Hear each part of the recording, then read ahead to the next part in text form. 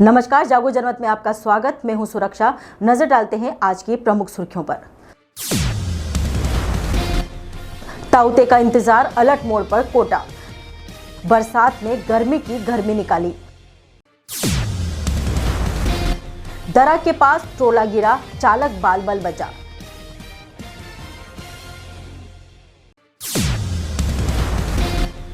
रोगियों से बड़ी हो गई मांगे, रेजिडेंट डॉक्टरों ने की 2 घंटे कार्य बहिष्कार। मां ने की बेटी की हत्या, सरिस्का में फेंका शव।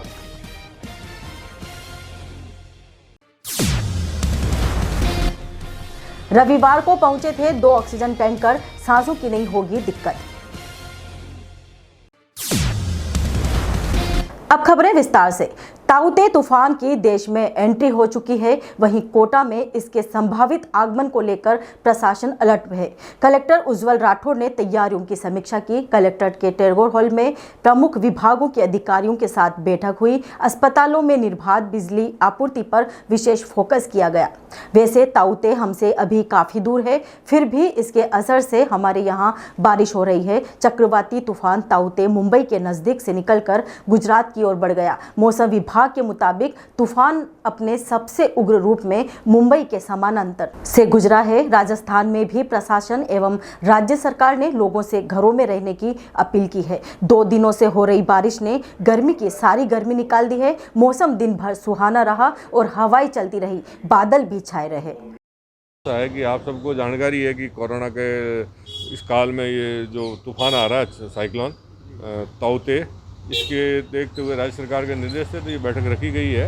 इसमें विशेष करके बिजली की व्यवधान होने पर, ऑक्सीजन के व्यवधान होने पर, पानी की समस्या और इरिगेशन, मिलिट्री, सिविल डिफेंस, ये जो इम्पोर्टेंट नगर निगम है, यूआईटी है, इनकी सबको सेंसिटाइज करना था कि सबको अलर्ट रह जाए, अलर्ट मोड में रहे और कोई भी बात आ जाए तो कह दें। साथ ही पब्लिक, आम पब्लिक को भी रहे कि अभी ये इस मौसम में घर पर ही रहे। वैसे भी लॉकडाउन है और किसी तरह की लाइट वगैरह की हो तो कंट्रोल रूम में बताया करें। जो साइक्लोन की वजह से जो तेज़ हवाएं चलेगी, इसमें सड़कों के ऊपर कोई पेड़ वगैरह गिरने की पॉसिबिलिटी रहती है, तो हमने सारी तैयारी कर रखी है।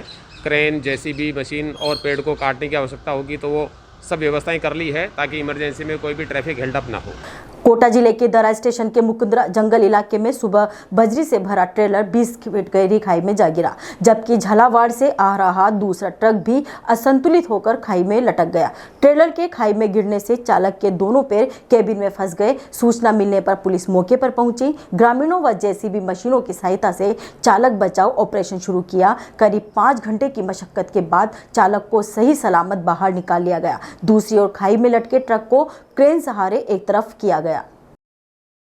कोरोना को मात देने आ गई रूसी वैक्सीन स्पुतनिक कोविन पर दिखने लगा ऑप्शन बुकिंग शुरू।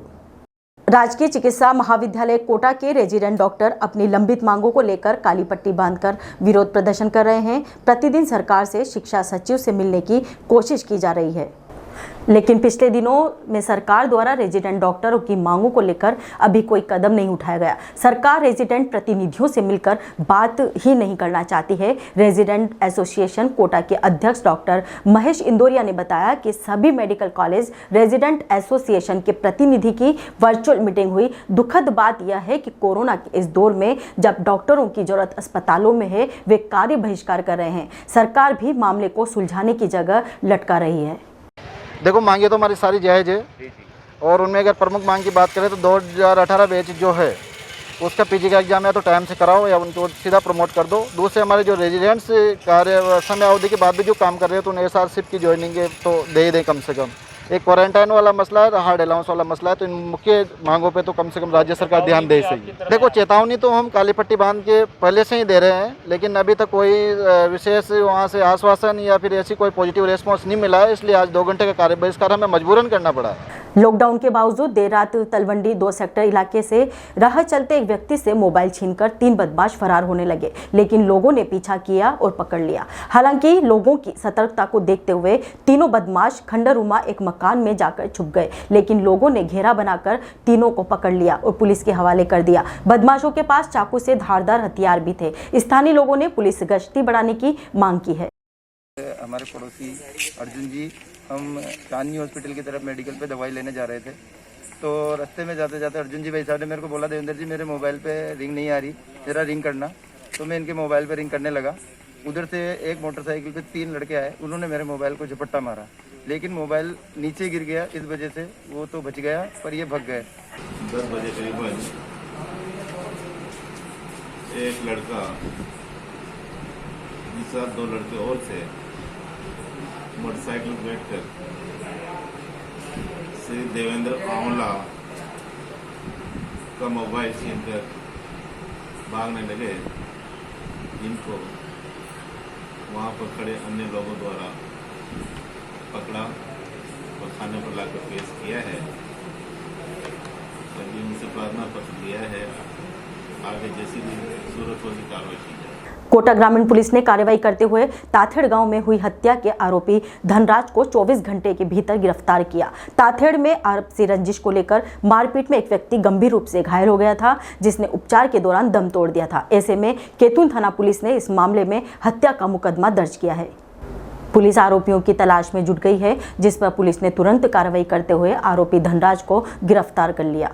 मोड़क में मंगलम सीमेंट फैक्ट्री में कार्यरत इंजीनियर की कोरोना से हुई मौत की जानकारी मिली है। यह इंजीनियर मंगलम सीमेंट की माइंस में कार्यरत थे। मृतक इंजीनियर का नाम प्रमोद बताया जा रहा है। इलाज के लिए पैसा खर्च नहीं करना पड़ेगा, इसलिए मासूम बेटी को मौत के घाट उतारा। जी, ऐसा ही लोमहर्षक मामला कोटा जिले के बुढ़ादित थाना इलाके में सामने आया है। एक मां ने प्रेमी के साथ मिलकर 4 वर्षीय बच्ची को मौत के घाट उतार दिया। पुलिस ने मां टीना व उसके प्रेमी प्रहलाद को गिरफ्तार कर लिया है। दोनों ने ही हत्या कर शव को सरिस्का अलवर के जंगल में फेंक दिया था। पुलिस शव लेने सरिस्का गई है। थाना बुढ़ादीत निवासी सुमित यादव ने थाना बुढ़ादीत पर अपनी पत्नी की और अपनी बच्ची की गुमशुदगी रिपोर्ट दर्ज करवाई थी। उसकी जांच की जा रही थी। उसमें तकनीकी सहयोग से जयपुर के पास गांव से उसकी पत्नी को दस्तयाब किया गया था उसके प्रेमी के साथ में। जब बच्ची के लिए उससे पूछताछ की गई तो उन दोनों ने खुलासा किया कि वो जब घायल हो गई थी उसको इलाज कराने के बजाय उन्होंने उसका गला घोट करके हत्या कर दी और भरतरी के जो जंगल है वहां पर उन्होंने उनको डाल दिया। इस मामले में मृतका बच्ची के मां पुष्पा उर्फ टीना तथा उसके प्रेमी प्रहलाद साई को गिरफ्तार किया गया, जिससे अनुसंधान कर बच्ची के जो लाश है उसको बरामद करने की कोशिश की जा रही है। कोटा नगर निगम दक्षिण के बसंत विहार क्षेत्र के वार्ड नंबर क्षेत्र में कोरोना वायरस के संक्रमण की रोकथाम के लिए विभिन्न संसाधनों के माध्यम से सोडियम हाइपोक्लोराइड का छिड़काव निरंतर किया जा रहा है। पार्षद कुलदीप प्रजापति ने अपने वार्ड क्षेत्र में ट्रैक्टर से छिड़काव करवाया। ये कोरोना काल अभी कोविड-19 से बचाव के लिए वार्ड 49 में लगातार सैनिटाइज का कार्य किया जा रहा है।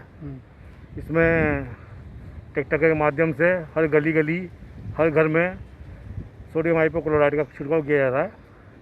नगर निगम कोटा दक्षिण की तरफ से यह अभियान लगातार चला हुआ है।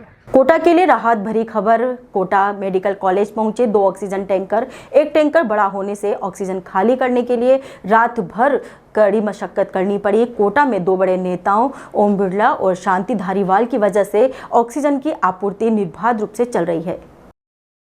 कोरोना कर्फ्यू का उल्लंघन कर दुकानें खोलने वालों को अब पुलिस रोकेगी न समझाएगी, बल्कि फोटो खींचकर उनके खिलाफ महामारी अधिनियम सहित कई धाराओं में एफआईआर दर्ज करेगी। कोरोना कर्फ्यू में दुकानें बंद कराने के लिए पुलिस रोज दौड़ती है, लेकिन पुलिस के हटते ही दुकानें फिर से खुल जाती है। इसे देखते हुए पुलिस ने अपनी रणनीति में बदलाव किया है। अब पुलिस किसी दुकानदार को समझाने में समय नहीं बर्बाद करेगी।